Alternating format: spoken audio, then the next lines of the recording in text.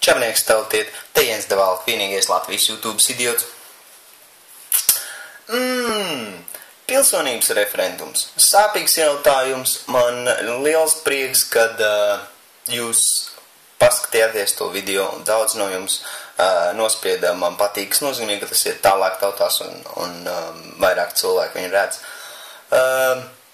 Un tiešāk Delfos bija raksts, un TVNetā bija raksts, kur Dombrovskis teica, redz, ja Saeima nebūtu tā čakarējusies būtībā tajā referendumu izmaiņu jautājumā, tad PCT vēl netiktu cauri ar to referendumu jautājumu, un jārī, viss tas bullshits.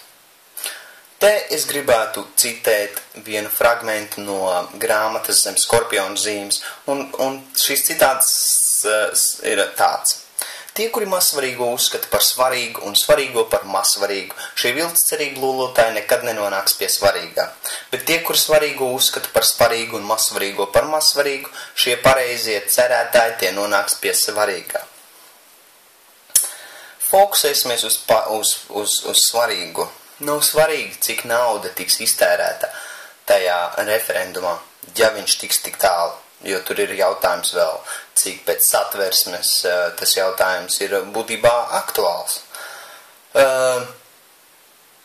Bet svarīgais šajā jautājumā ir tas, ka tikai uz pilsonības jautājuma astes tiek nests cauri jautājums, lai apspiestu mūsu demokrātiju un mūsu iespēju taisīt referendumus. Tāpēc nefokusēsimies uz nesvarīgām lietām. Ja mums interesētu tā nauda, ko tērē Saeima, tad mēs noteikti pievērstu vairāk uzmanību un skaļāk bļautu sakarā ar gaismas pils būvi, ar tilta būvi un fotoradaru visiem projektiem un tā tālāk. Bet neviens neko par to nesaka. Neviens par to neiznāk publiski un saka, klausties, varbūt tas nav tas, ko mums vajadzētu darīt. Varbūt tas nav tas, kur mums vajadzētu fokusēties. Ir daži individi, bet pārējām lielākai daļai tas ir pohuj, tas liekas mazsvarīgi. Bet te ir tas pats, ko es teicu iepriekšējā blogā. Ja gribētu Rīgā uzlikt Pētera pirmā pieminekla, visi būtu un viss tas pārējais nonsens. Bet kamēr nogriež naudiņu, kamēr paceļ nodokļus, kamēr paaugstina pensijas vecumu pārējais, tad tas viss tas ir sīkums un tas ir pohuj. Tautieši. Mēs nevaram tikai dēļ nepopulāra viedokļa atņemt referendumam iespēju iet vieglāk cauri. Mums vajag to pēdējo